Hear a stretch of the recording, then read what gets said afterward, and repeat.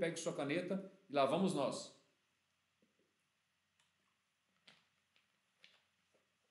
Não tem mais choro, não tem conversa. Lembrando, estamos tratando do Estatuto dos Servidores Públicos Federais, Lei 8.112. Então, iniciando oficialmente o nosso episódio número 51 do Raio-X da Questão. É uma série de lives que eu venho fazendo sempre de segunda a quinta-feira, lives às 21h05, na segunda, na terça, na quarta e na quinta-feira. E essas lives ficam disponíveis no canal do YouTube até domingo, meia-noite. E na semana seguinte a gente entra em mais uma temporada e assim será sucessivamente. Se você ainda não é inscrito no canal, se inscreva, dá lá um toquezinho no sininho, que é para você receber as notificações. Testando a nossa caneta mágica aqui para ver se está tudo certo. Olha só, episódio número 51, parte número 3, é a terceira live que eu estou abordando a Lei 8.112.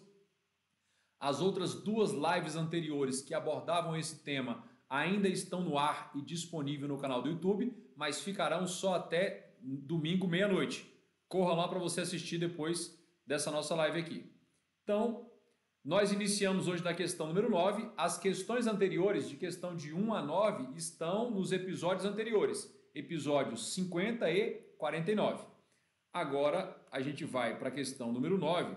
É uma questão do Sebrasp, ano 2019, Ministério Público de Contas do Estado do Pará, o cargo é de analista ministerial, e o enunciado da questão diz o seguinte: a respeito do procedimento de vagas na administração pública, do preenchimento de vagas na administração pública federal, por meio da realização de concurso público, assinale a opção correta. Então vejam, o tema, o nosso assunto é preenchimento de vagas, provimento de cargos pela realização de concurso público. Então nós estamos falando de cargo efetivo. Estamos observando o que está no artigo 37, inciso 2º da Constituição Federal de 88. Muito bem. Questão número 9, letra A. O concurso público é necessário ao provimento de cargo público, mas dispensável na contratação para emprego público. Certo, errado ou oxe? Essa opção A é a Teletubby, né? A obrigatoriedade de concurso público vale para cargos efetivos, mas não vale para cargo em comissão. E vale para empregos públicos. Só vale a pena destacar, você pode anotar aí, não existe emprego em comissão. Então, nas empresas públicas e nas sociedades de economia mista, nós temos os empregados públicos, mas nós não temos ocupantes de emprego em comissão, isso nem existe, e não existe cargo em comissão nas estatais. Leia-se, empresas públicas e sociedade de economia mista. Professor, mas eu trabalho na Caixa Econômica, no Banco do Brasil, eu conheço um amigo, os meus pais, e lá tem os diretores, presidente, vice-presidente, os gerentes gerais. Essas autoridades de nível mais elevado, que exercem a função de dirigentes nas estatais, eles se submetem a um regime especial de contratação civil privada. Eles nem são seletistas e eles nem são estatutários ocupantes de cargo em comissão. Só para acrescentar essa informação aí. Então, esta letra A, ela está errada, não pode ser. Por quê? Porque o concurso público, ele é necessário para provimento de cargo público efetivo, mas também de emprego público. Então, cargo efetivo e emprego público. Por isso que a letra A está errada. E aí nós vamos para a alternativa B. Diz o seguinte: os aprovados em concurso público, uma vez investidos no cargo público, ficam obrigados à dedicação exclusiva. Não necessariamente.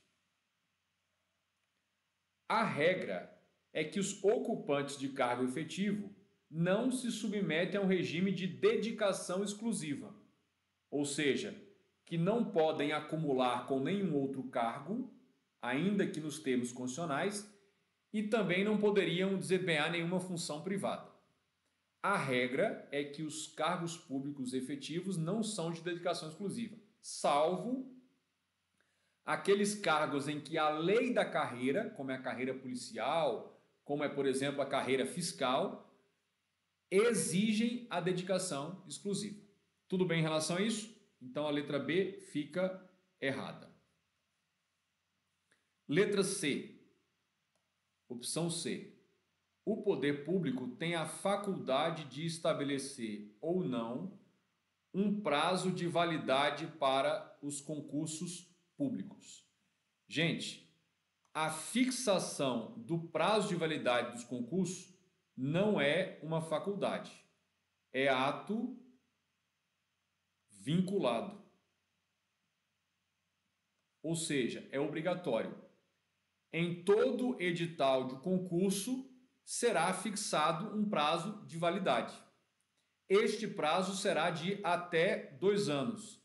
Então, artigo 37, incisos 1º, 2º e 3º, sempre lê da Constituição Federal. Prosseguindo, letra D. Letra D. Os cargos públicos somente são acessíveis aos brasileiros natos ou naturalizados.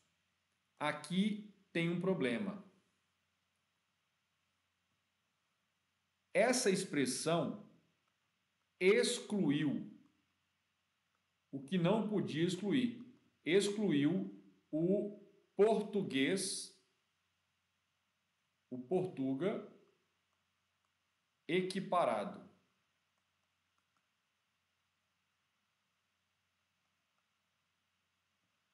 Nos termos de tratado bilateral entre Brasil e Portugal.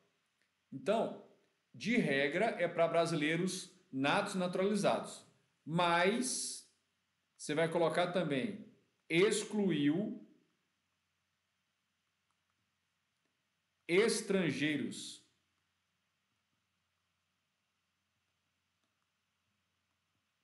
Nos termos de lei. O texto constitucional diz que uma lei pode regulamentar a admissão de estrangeiros para preencher determinados cargos públicos. Então, mais uma vez, quando vai se tratar de concurso público ou de cargos públicos ou preenchimentos, sempre lê o artigo 37, inciso 1º, 2º, ali da Constituição. Então, a letra D não pode. E a letra E, que tem de ser o nosso gabarito, né, por eliminação, o provimento de vagas, tanto na administração direta quanto na administração direta, deve ser feito por concurso público. Isso está correto. A não ser que seja cargo em comissão.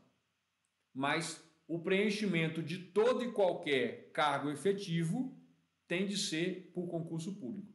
Então, a opção mais adequada para o nosso gabarito, letra E. O que eu reforçaria para você nessa questão?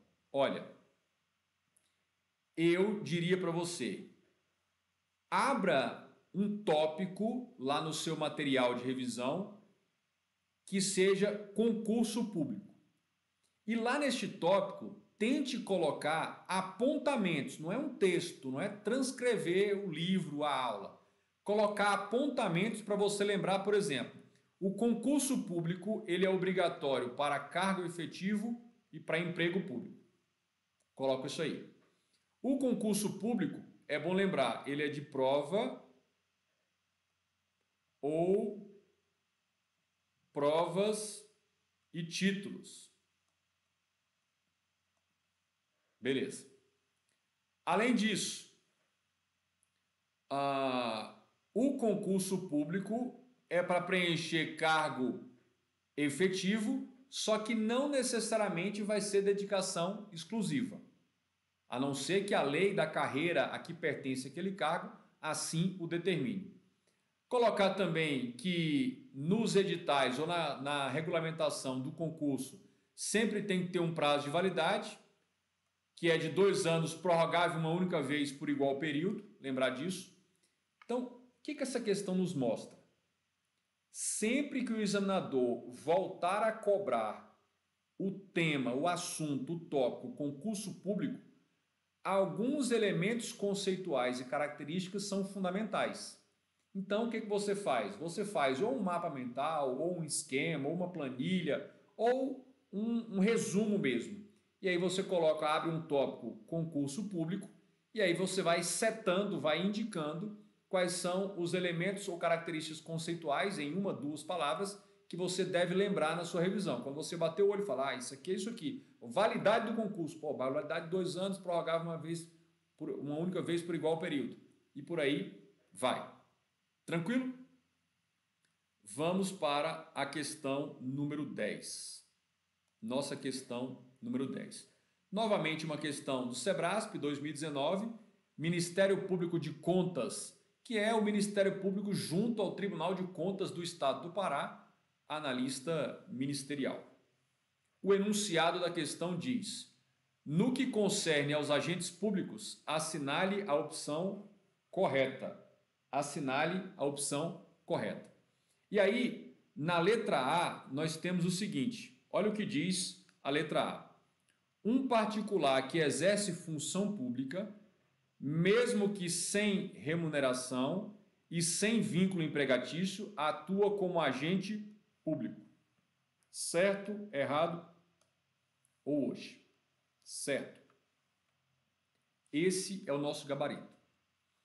Qual é o tópico que você vai precisar abrir aí no seu estudo teórico? Professor, mas eu não estudei nada de teórico ainda. Então, eu vou te dizer o seguinte, olha, nessa letra A, vamos só avançar um pouco aqui para eu te mostrar nessa tela em branco aqui o seguinte.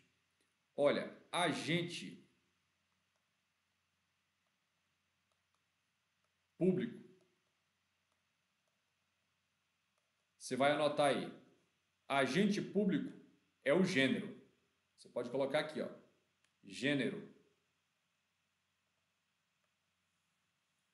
Agente público sendo gênero, ele vai compreender o quê? Vai compreender o quê? Vai compreender os agentes políticos.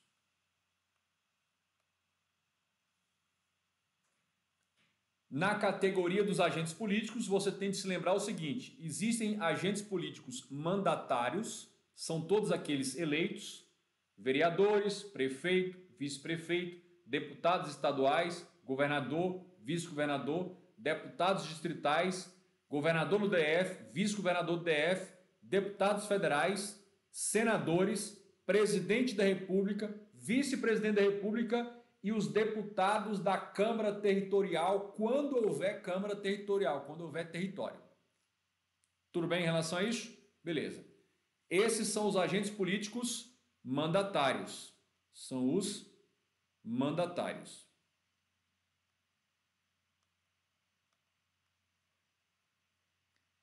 Para fins da sua prova, seguindo a jurisprudência do STF, além dos agentes políticos mandatários, tem os concursados.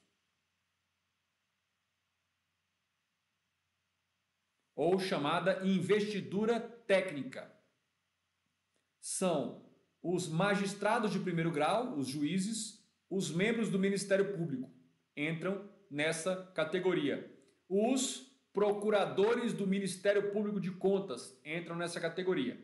Então, os concursados. Entrariam também aí os diplomatas de carreira, que fazem lá o concurso para o Instituto Rio Branco e ingressam na carreira de diplomática. E tem os chamados nomeados / indicados. Aí você tem aqueles que exercem função política, mas não é investido nem por concurso, nem por eleição, por mandato. Ministro de tribunais, todos eles. Procurador-Geral da República. Nos estados, Procurador-Geral de Justiça. E outros. que entram nessa categoria. Ministros de Estado, conselheiros da República, entram aí. Aí você tem aqui vamos colocar um pouco acima, os agentes administrativos.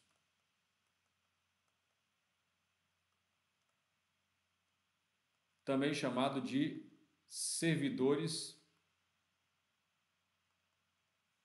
estatais.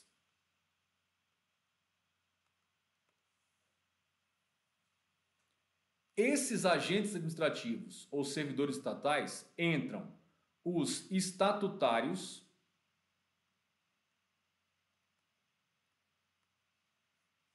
muito cuidado, muito cuidado. Então, olha, o gênero máximo, agente público. Dentro dos agentes públicos nós temos, primeira espécie, agentes políticos, nós já vimos, que se subdivide em mandatários, concursados, nomeados, indicados. Aí a outra espécie de agentes públicos, nós temos agentes administrativos, alguns doutrinadores os chamam de servidores estatais. Os servidores estatais têm como categorias os estatutários. Agora, cuidado! Dentro dos estatutários, você tem cargo efetivo, que são os concursados. Mas se tem os estatutários, cargo em comissão. É isso mesmo, cargo em comissão. No episódio de ontem, no episódio número 50 do nosso raio-x da questão, eu tratei de uma verba indenizatória chamada auxílio moradia, que está nos artigos 60A, 60B, 60C, D e E, da Lei 8.112. O auxílio moradia é uma garantia estatutária que somente é dada, uma garantia indenizatória que somente é devida a ocupante de cargo em comissão ou cargos de natureza especial. Fiquem atentos a isso. Bacana? Então esses são os estatutários. E você poderia colocar também os ocupantes de função de confiança. Aí a gente tem aqui os empregados públicos. Empregados públicos. E você tem ainda nessa categoria os militares.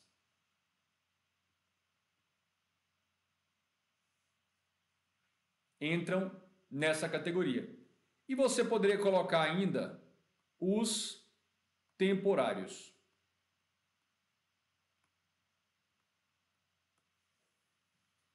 Então, agentes administrativos englobam todos aqueles que mantêm uma relação funcional profissional com o Estado que não seja de natureza política. E eles podem ter regimes jurídicos distintos. Tem os estatutários, ocupantes de cargo efetivo, tem os estatutários que são ocupantes de cargo em comissão ou função de confiança, tem os empregados públicos que são CLT, tem os militares que têm o regime especial próprio,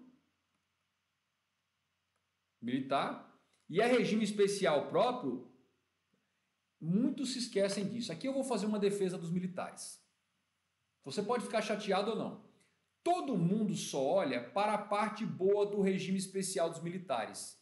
Mas você que vai ser servidor civil, você não pode ser preso porque descumpriu a regra de não estar com a barba feita, o cabelo cortado.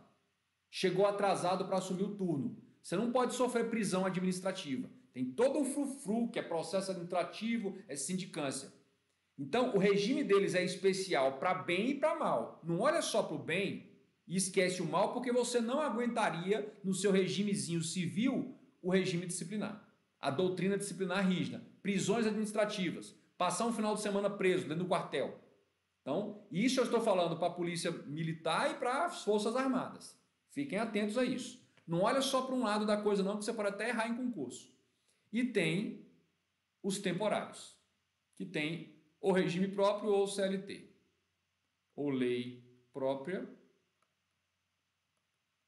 ou CLT. Bom, Além disso, nós temos aqui os agentes honoríficos.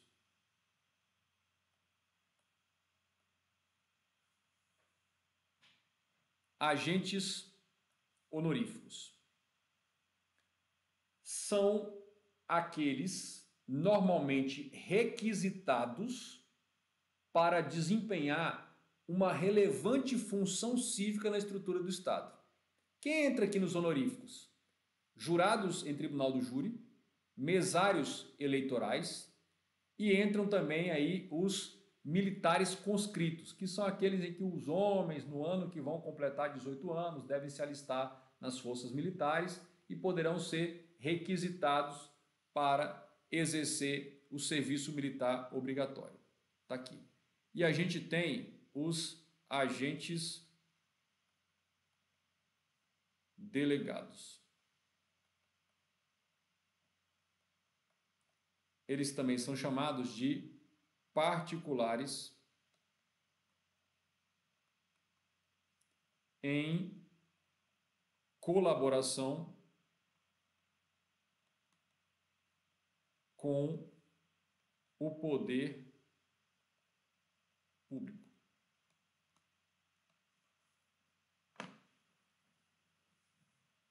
Eu entro nesta categoria.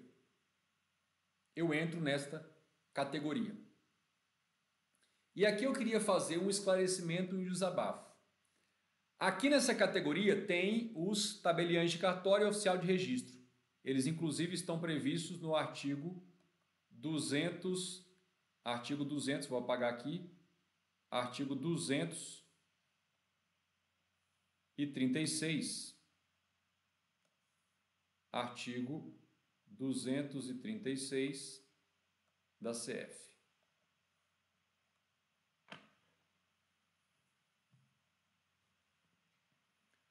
Para mim, a pessoa ser, entre aspas, desprovida de inteligência, que a gente chama tradicionalmente de burro, não tem problema. Eu trabalhei com um ministro, fui assessor de ministro, que ele falava que a burrice não tem que ser punida, ela tem que ser compreendida e aceita. Agora, aquele que tem inteligência e quer se fazer de burro, aí esse tem que ser chicoteado, não pode...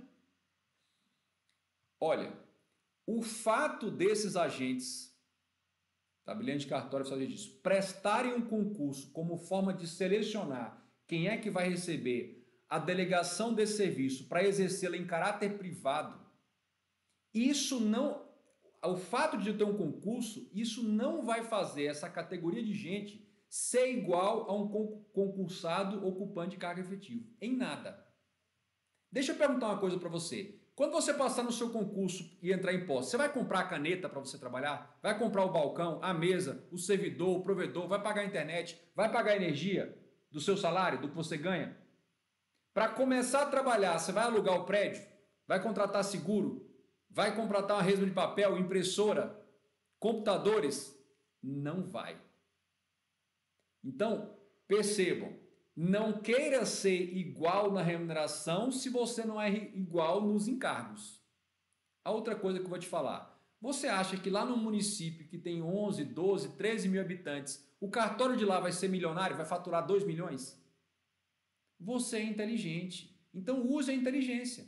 Então eu vejo as pessoas falando, não, porque os cartórios são todos milionários. Pensa, sabe aquela cidadezinha do interior? A cidade em que eu nasci tem 9 mil habitantes. Você acha que o cartório lá fatura quanto? 200 milhões por mês? Por ano? Então, só usem a inteligência. Não saiam reportando fake news que vocês virem por aí. Claro, o cartório de registro de imóveis da capital de São Paulo é um aqui em Brasília. Eles faturam muito.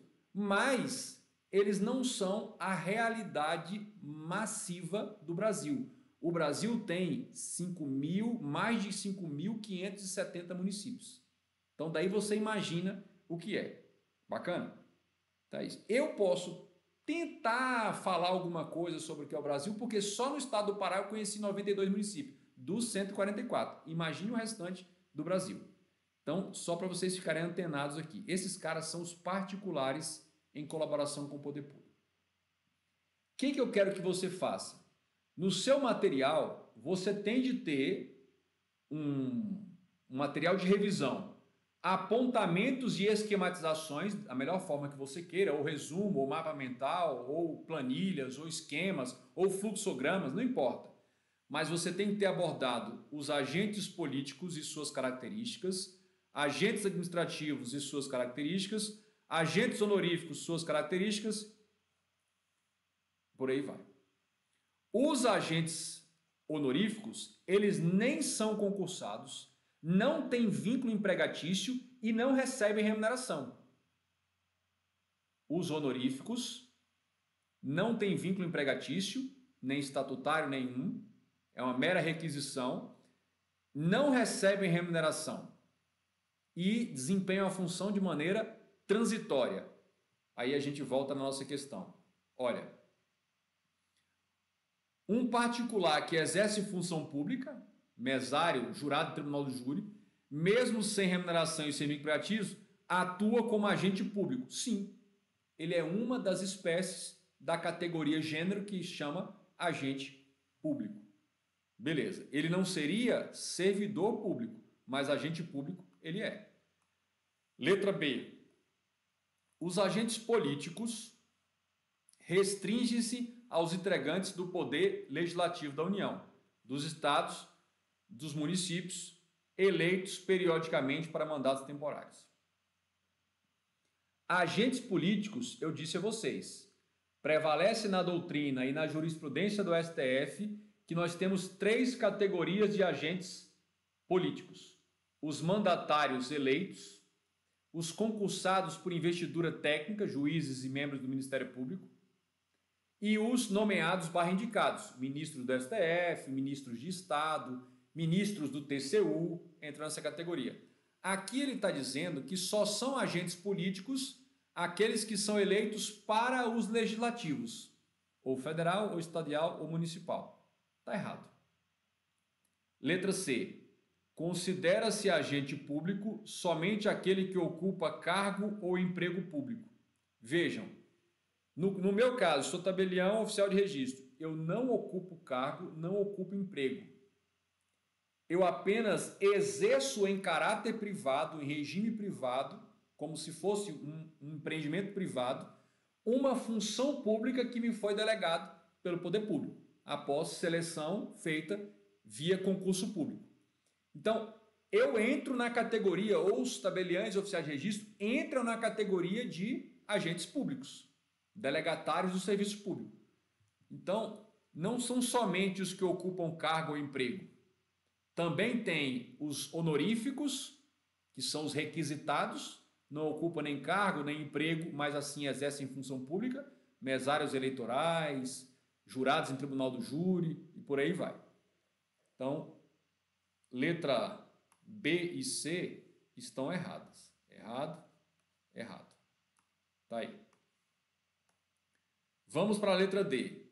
Um servidor público temporário não possui vínculo com a administração pública, mas exerce função relevante. Não.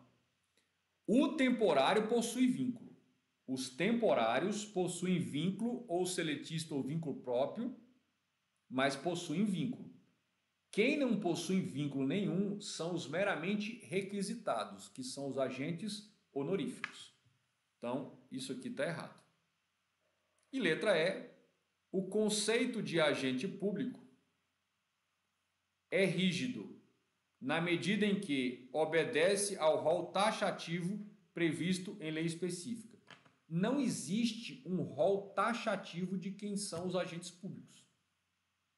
Não existe um rol exemplificativo ou taxativo, aliás, taxativo, listado um por um, quem são os agentes públicos. Existem as categorias, e aí dentro dessas categorias podem surgir diferentes situações de agentes públicos. Fiquem atentos a isso aí. Então está errado também. Nosso gabarito, sem dúvida nenhuma, 10. Então, essa questão 10, ela está mal e porcamente rabiscada com essa letra feia, mas é isso. Você precisa saber que agente público é o gênero, que ele comporta os agentes políticos, administrativos, honoríficos, delegados e tem as suas subcategorias aí dentro. O seu material de revisão precisa conter esses tópicos para você fazer uma revisão rapidamente aí em 5, 10 minutos na véspera da prova. Prosseguindo, questão número 11. Questão número 11. É uma questão do Sebrasp 2019, Ministério Público de Contas do Pará, analista ministerial, acerca dos cargos públicos, assinale a opção correta. Cargos públicos são privativos de brasileiros natos? Não. A Constituição Federal, o texto da Constituição, que você vai encontrar lá no artigo 37, inciso 1º da CF, diz que os cargos públicos são acessíveis a brasileiros. E aí inclui natos e naturalizados. E estrangeiros nos termos de regulamentação por lei específica. Então, brasileiros, natos ou naturalizados e estrangeiros. Mas estrangeiros, desde que observado o que tiver regulamentado em legislação específica. Então, letra A está fora. Letra B, a investidura em cargo público ocorre mediante nomeação? Não. A investidura é assumir, é ser designado para e assumir as atribuições, prerrogativas e vantagens do cargo. A investidura, gente, aqui você vai colocar o artigo 9º da Lei 8.112/90. A investidura se dá com a posse. A investidura se dá com a posse. Mas eu preciso fazer um destaque. Vamos fazer uma pequena pausa para te mostrar o seguinte. Coloca aqui o seguinte. Quais são as formas de provimento, preenchimento de cargo público? Quais são as formas de provimento? Eu memorizei assim, cada um memoriza do jeito que quiser. Eu memorizei nó, ré, ré, apró, ré, ré. Cada um tem o seu jeito maluco. Isso aí, dê seu jeito. Faz uma tatuagem no braço, por aí vai. Nós temos nomeação, nós temos reintegração, nós temos recondução, nós temos aproveitamento, nós temos promoção, nós temos reversão e nós temos readaptação.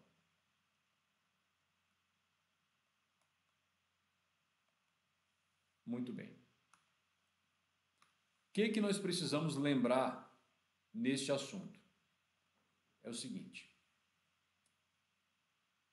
Essas formas aqui, essas 6 formas, são formas de provimento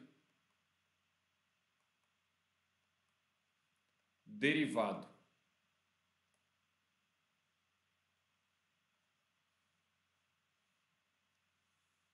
E a nomeação é provimento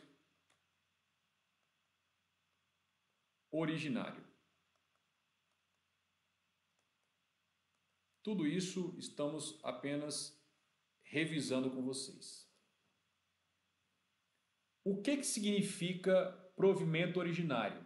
Significa que não depende, não pressupõe vínculo anterior com a administração para ser provido, para ser investido no cargo. Mesmo que ele já seja servidor, isso não influencia no provimento que vai ser feito por nomeação. Bacana? Não é requisito, não é condição. Provimento derivado é assim. O servidor já era investido num cargo público daquela esfera federal. Por alguma razão, ele foi ou será desinvestido e reinvestido em outro cargo. Então aqui pressupõe vínculo anterior. Aí a gente complementa o seguinte. Vamos complementar aqui o seguinte. A nomeação, ela exige posse, ato de posse para a investidura. Nessas outras possibilidades, a investidura é automática, ela não exige posse. Ela não exige ato de posse. E aí a gente vai complementando. Então, primeira coisa, são 7 formas de provimento, preenchimento de cargo público. Nomeação, reintegração, recondução, aproveitamento, promoção, reversão e readaptação. A única forma de provimento originário, ou seja, que não depende de vínculo anterior com o poder público, é a nomeação. Todas as demais, provimento derivado. A única forma que exige posse para se dar a investidura é o provimento originário, a nomeação. Todas as outras, a simples publicação do ato de provimento, da reintegração, reversão, por aí vai, já caracteriza a investidura, não precisa de posse. Agora, o que eu preciso destacar mais com vocês? Olha, a reintegração, a recondução, o aproveitamento e a reversão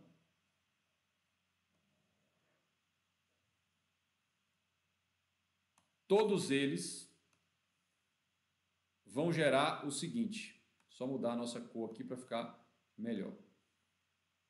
Essa aqui, o aproveitamento e a reversão são formas de provimento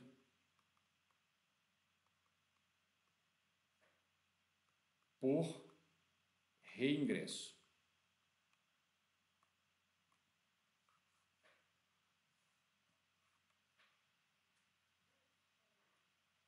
Das formas de provimento derivado, reintegração, recondução, aproveitamento, promoção, reversão e readaptação, dessas 6 formas de provimento derivado, apenas 4 delas considera-se provimento por reingresso. Por que eu estou usando isso? Porque o Sebrasp gosta de usar. É forma ou são formas de provimento por reingresso. Só são essas 4.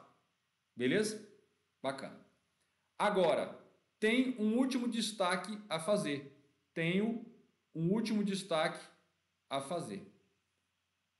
A promoção e a readaptação são formas comuns. São formas comuns. Eu faço essa bagunça, porém legível, justamente para que você se sinta premido da necessidade de passar a limpo, porque aí é onde você vai consolidar a memorização. Por que promoção e readaptação são consideradas formas comuns? Porque a publicação em diário oficial de um único ato, a promoção ou a readaptação, este único ato vai gerar ao mesmo tempo vacância no cargo anterior e provimento no cargo subsequente. Um único ato gera ao mesmo tempo provimento e vacância e não há necessidade de posse. E também não será reingresso. Beleza? Mais adiante a gente pode analisar mais detalhes de cada um desses elementos. Mas por hora é preciso você ter isso em mente. Muito bom. Então, quando ele disse aqui que a investidura em cargo público ocorre mediante nomeação, está errado. Quando se tem nomeação, a investidura pressupõe a posse.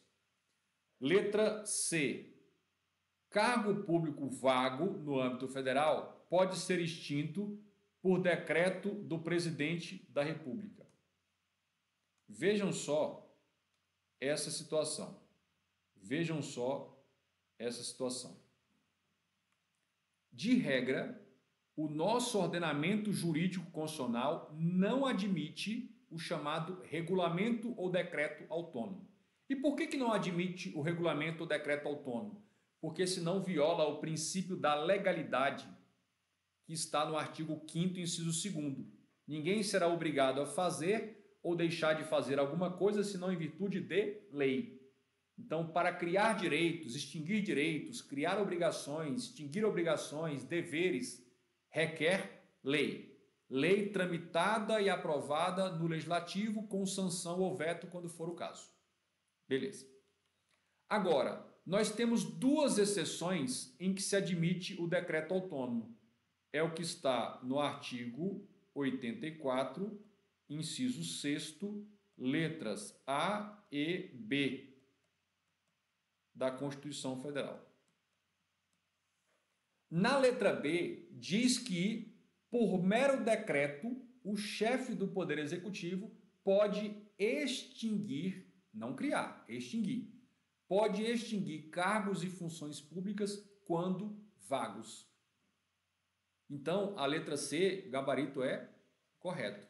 Está de acordo com o artigo 84, inciso 6º, letra B de bola da Constituição Federal.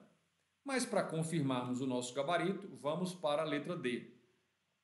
O provimento em cargo público, em todas as suas modalidades, condiciona-se à aprovação em concurso público. Olha, vamos lá. Quantas são as formas de provimento? 7. Nomeação, reintegração, recondução, aproveitamento, promoção, reversão e readaptação. Das 7 formas de provimento, apenas uma delas pressupõe prévia aprovação em concurso público. Porque nas outras, a pessoa já estava investida no cargo ou função por concurso. Então, a única que exige concurso é a nomeação. Então, quando ele fala que o provimento em cargo público, em todas as suas modalidades, condiciona-se à aprovação em concurso público, isso está errado. Mas tem aquele aluno inteligentão. Não, mas para o servidor ser reintegrado, primeiro ele teve que ser aprovado em concurso público, foi nomeado. Então, tem. Se você fizer esse raciocínio, meu querido, minha querida, você vai precisar dizer que para ser nomeado para concurso público precisou de Adão e Eva, porque foram os dois que um montou em cima do outro, aí fez nós tudo. Então não é assim. É assim, ó, requisito direto. Requisito direto. Então, para ser reintegrado, para ser reaproveitado, para ser reconduzido, não faz concurso. Para estar num cargo de onde você vai ser posteriormente reintegrado, reaproveitado, reconduzido, para estar lá naquele cargo, você foi concursado. Mas dali em diante, para as outras formas de provimento, não há essa necessidade. Se liga nesse raciocínio aí. Beleza. Vamos ver se a gente completou aqui. Agora vamos para a letra E. Letra D também não deu. Cargos públicos são exclusividade da estrutura da administração direta da União. Olha, vão existir cargos públicos na administração direta dos 3 poderes da União, Estados, DF e municípios. Então, no Legislativo Federal, no Executivo Federal e no Judiciário Federal, assim como nos estados, Lembrando que DF e municípios não tem judiciário, só tem dois poderes. Lá, na administração direta, nos seus órgãos, vão ter cargos públicos. Nas autarquias e nas fundações públicas de direito público, também haverá cargos públicos. Agora, nas empresas públicas, nunca haverá cargo público, de nenhum tipo. Na sociedade de economia mista e nas fundações públicas de direito privado, nunca haverá cargos públicos. Professor, e nos consórcios públicos? Calma. Existem dois tipos de consórcio. Consórcio público do tipo associação pública. Nós temos um vídeo aqui no canal tratando só de consórcios públicos em seus mínimos detalhes. Consórcios públicos do tipo associação pública, muitos até dizem que é uma espécie de autarquia, chamada autarquia multifederativa ou interfederativa. O fato é que consórcios públicos do tipo associação pública são de direito público e podem ter cargos públicos. Consórcios públicos do tipo associação privada é regime de direito privado e não terão cargos públicos. Resumindo, nas entidades da administração indireta que são predominantemente regidas por normas de direito privado, nunca haverá cargos públicos. Ponto. Então, a letra E também se apresenta falsa. Letra E não dá, letra D não dá. Letra A não deu e letra B também não deu. Ficou letra C, é o nosso gabarito. Questão número 12. Questão número 12. Questão do Sebrasp, 2018, Procuradoria-Geral do Amazonas, procurador. Considerando a jurisprudência do STF a respeito do direito de greve dos servidores públicos, julgue o item a seguir, que já é um item de jurisprudência. Diz assim, ó, a competência para analisar e julgar uma greve de servidores públicos, de autarquias e fundações é da Justiça Comum Estadual ou Federal, ainda que eles sejam regidos pela CLT. Então vejam, greve realizada por servidores públicos, ainda que eles sejam seletistas. Aí, qual era a dúvida?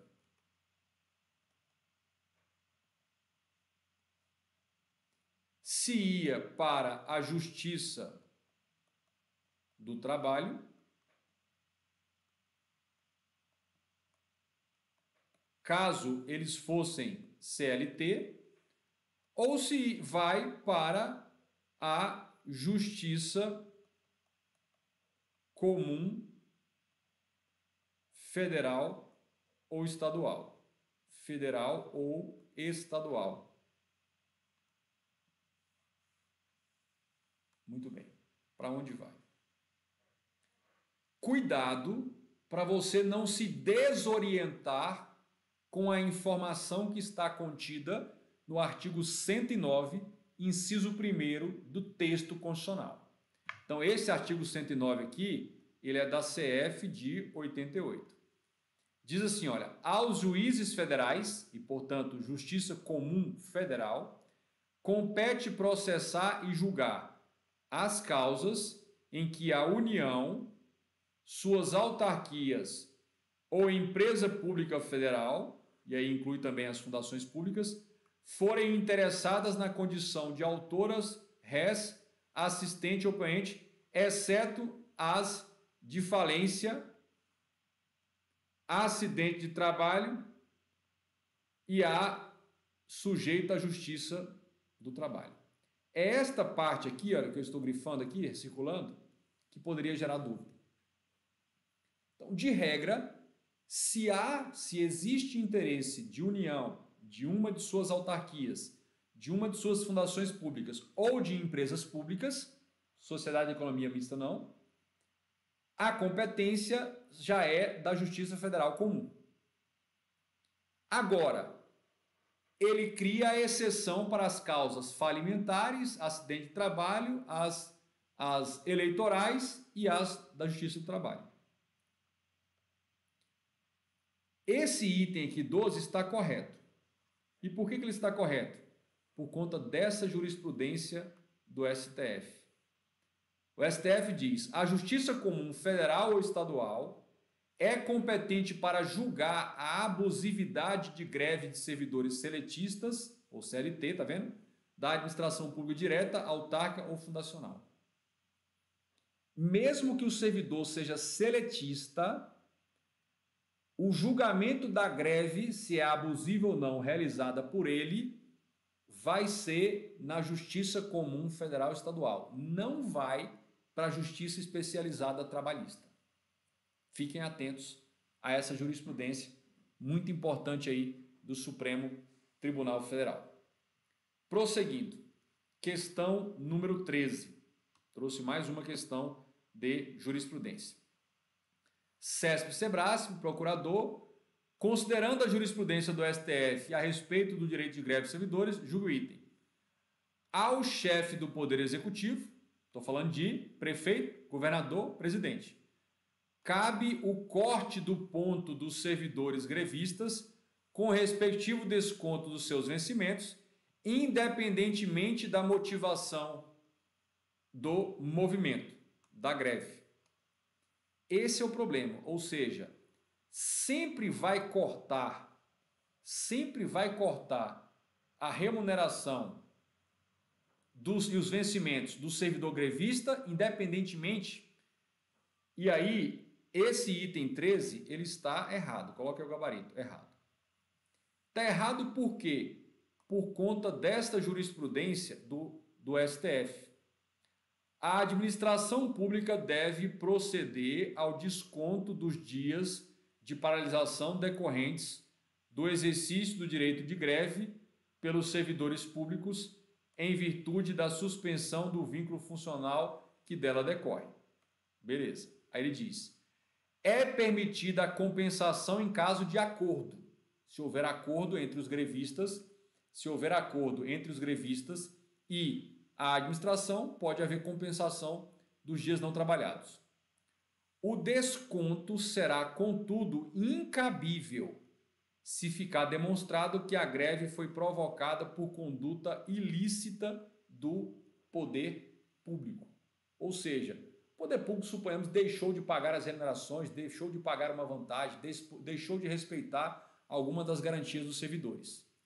Então, a depender do motivo que justificou o movimento grevista, poderá ser descontado ou não. Se o movimento grevista foi justificado por alguma conduta ilícita da administração, a própria administração não poderá efetuar descontos na remuneração do servidor. Não poderá efetuar esses descontos. Por isso que o item está errado. Muito bom. E aí a gente traz aqui uma análise que é o seguinte. Como regra geral, a administração deve fazer o desconto dos dias de paralisação decorrentes do exercício do direito de greve pelos servidores. Essa é a regra. Fez paralisação, desconta os dias de paralisação. Qual é a exceção? Não poderá ser feito desconto se ficar demonstrado que a greve foi provocada por conduta ilícita do poder público. E aí você vai colocar aqui. Ou, é mais, né? Mais ou acordo para compensar os dias não trabalhados. Vai trabalhar nas férias, vai trabalhar os feriados e domingos, um acordo. Regra, qual é? Efetuou paralisação grevista, o poder público vai descontar a remuneração, os vencimentos correspondentes aos dias de paralisação de cada servidor que paralisou. Exceção, 2. Se o motivo justificador da greve foi uma conduta ilícita da administração, ela, a própria administração, não pode descontar. Segunda exceção, se ao final da greve ocorrer um acordo entre as lideranças dos grevistas, dos servidores grevistas, e o poder público para que haja uma forma de compensação pelos dias não trabalhados. Aí também não vai descontar. Tudo bem em relação a isso? Esquematizamos essa jurisprudência. Questão número 14.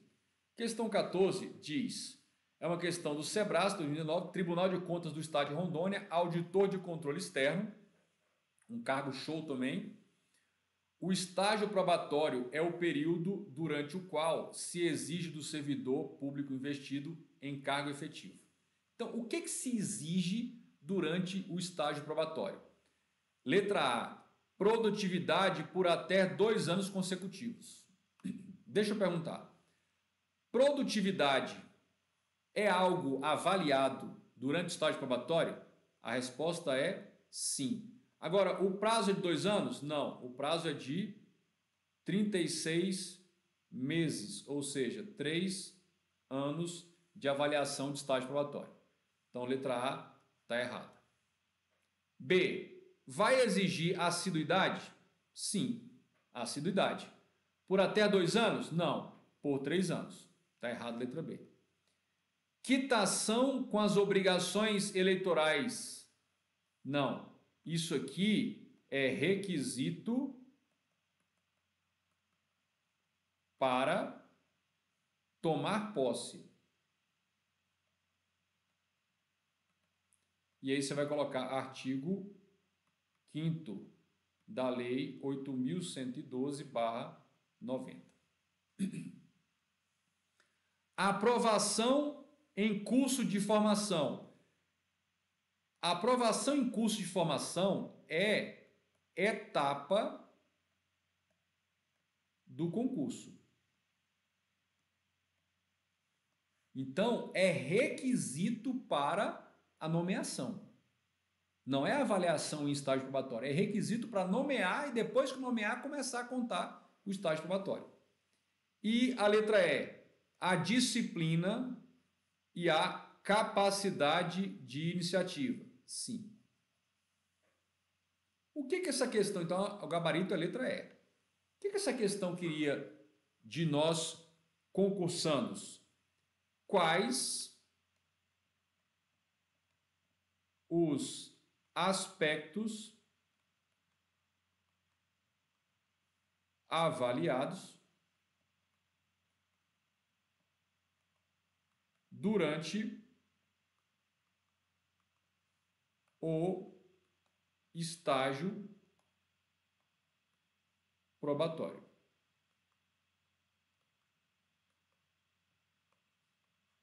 Além do prazo. Então, o prazo, 36 meses, 3 anos. E quais são os aspectos que são avaliados aí? Primeiro, a assiduidade, que engloba aí também a pontualidade, se você está indo trabalhar.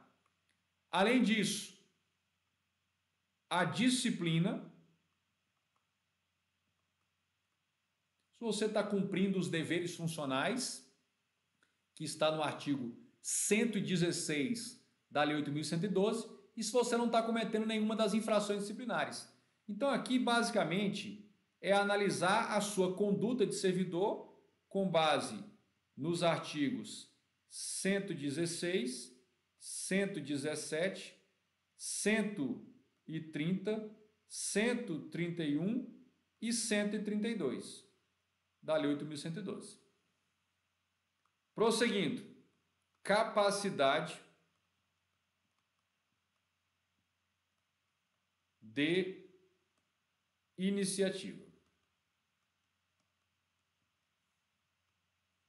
Além disso, responsabilidade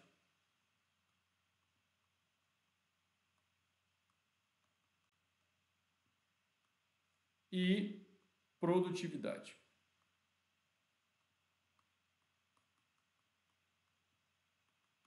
São os aspectos analisados. O que essa questão nos propõe? Pega o seu material, produza, faça o estudo teórico, produza um material de revisão que você coloca lá, tópico, estágio probatório, aspectos avaliados, a duração do estágio probatório, O que o estágio probatório impede? O estágio probatório impede algumas licenças. Licença para capacitação, licença para tratar de interesse particular, não pode. Então, vá colocando nesse seu material quais são as características jurídicas e os aspectos jurídicos do estágio probatório. Por quê? Porque sempre que aparece estágio probatório nas bancas e nos concursos, basicamente são esses elementos que são exigidos, são esses conhecimentos que são exigidos de você. E aí, questão número 15 diz o seguinte: se um servidor em disponibilidade reingressa no serviço público em cargo de natureza, padrão de vencimento correspondente ao que ocupava, então nesse caso ocorre o que se denomina: o servidor estava em disponibilidade. Eu vou te fazer algumas perguntas aqui para saber se o seu material de revisão responderia. Então, a gente está querendo o quê? Focado aqui na disponibilidade. Quando ela ocorre?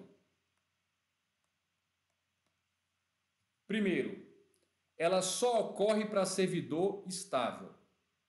E ela ocorre quando o cargo de um servidor estável é declarado extinto ou desnecessário. Então, quando se tratar de servidor estável e o seu cargo for declarado extinto ou desnecessário, aí ele será posto em disponibilidade com remuneração proporcional ao seu tempo de serviço e aguardará aproveitamento em outro cargo. Beleza. Vejam que disponibilidade é uma das formas de investidura por reingresso. Saiu do serviço público, saiu do cargo, está reingressando a um outro cargo. Beleza. E este reingresso vai se dar na forma de aproveitamento. Só que o aproveitamento tem que ser num cargo de mesma escolaridade, mesmo padrão remuneratório e que tenha atribuições compatíveis com a área de formação daquela pessoa. Tá aí. Então, a questão número 15. Então, quando ocorre a disponibilidade, quais são os requisitos? E quando ele volta da disponibilidade, ele volta mediante o provimento derivado chamado aproveitamento. Simples dessa maneira. Simples assim. Bacana? Beleza. Mais uma vez, concluímos aqui um episódio do nosso raio-x da questão. Foi a nossa saga de Lei 8.112. Claro, tem muito mais para ser trabalhado, mas nós destacamos aqui pontos já importantíssimos sobre a Lei 8.112, pouco de Constituição e tratando, na verdade, dos agentes servidores públicos. Essa foi a nossa terceira parte. Se eventualmente você ainda não viu os vídeos anteriores do nosso canal, acesse aí o canal no YouTube, inscreva-se no canal para você assistir as nossas lives e os nossos vídeos que estão ainda no ar disponíveis lá. Lembrando que os vídeos dessa semana, os episódios 49, 50, 51 e 52, 52 e 53 serão disponibilizados lá no canal do YouTube e ficarão no ar até domingo meia-noite. Então aproveite. Se você está gostando aí dessas nossas lives, esses nossos conteúdos exclusivos, divulgue para amigos, encaminhe o link, recomende.